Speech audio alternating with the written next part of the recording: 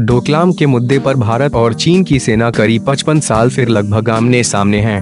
भारत जहां जापान और अमेरिका के साथ मिलकर मालाबार में युद्ध अभ्यास कर रहा है, तो चीन ने तिब्बत में। कुछ विशेषज्ञों का कहना है कि चीन तिब्बत में अपना साजो सामान भेज रहा है। लेकिन क्या सिर्फ डोकलाम के मुद्दे पर ही चीन आक्रामक है कि युद्ध करने तक की धमकी देने पर उतारू हो गया? इतना ही नहीं, भारत को 1962 में हुई हार को भी याद करने की नसीहत दे डाली। हालांकि रक्षा मंत्रालय का कार्यभार संभाल रहे वित्त मंत्री अरुण जेटली चीन को जवाब दे चुके हैं कि यह 1962 का भारत नहीं है। उधर चीन ने भी जवाब देने में देर नहीं लगाई कि अब चीन भी 1962 वाला नहीं रहा है।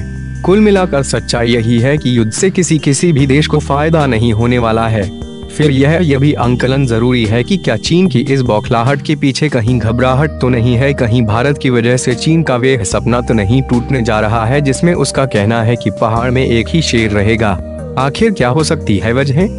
2013 में शी जिनपिंग ने सत्ता संभाली थी, उसके बाद से वे आक्रामक तरीके से चीन को महाशक्ति बनाने के लिए जुट गए। चीन ने कई देशों से व्यापारिक संबंध बनाए। इसके साथ ही अमेरिका को सीधे चुनौती देने के प्लान पर वे शुरू से ही काम कर रहा था। लेकिन उसके पड़ोसी देश भारत की अर्थव्यवस्था ने भी रफ्तार पकड़ी, जो चीन के व्यापार के सामने बड़ी चुनौती बन गया। दो आंकलन है कि अगले कुछ सालों में भारत की अर्थव्यवस्था 2 अंकों में आ जाएगी। उधर चीन की अर्थव्यवस्था में लगातार गिरावट का दौर शुरू हो चुका है। विशेषज्ञों का कहना है कि 2025 तक भारत की अर्थव्यवस्था चीन के बराबर खड़ी हो जाएगी।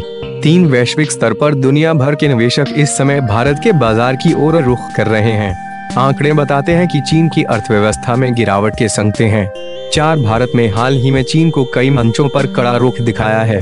फिर चाहे पाकिस्तान तक बनने वाला इकोनॉमिक कॉरिडोर हो या फिर उसकी OBR one belt one road का मुद्दा रहा है। 5 भारत ने चीन की इन योजनाओं से जुड़ने के बजाय एशियाई अफ्रीकी गलियारे पर काम शुरू करने का निर्णय कर लिया। 6 अंतरिक्ष के क्षेत्र में भारत धीरे धीरे चीन के लिए बड़ी चुनौती बन रहा है। एक साथ 100 से ज्यादा उपग्रह छोड़ने की कामयाबी के बाद चीन के अखबार ने उसी समय भारत से सचेत रहने की नसीहत दे डाली थी।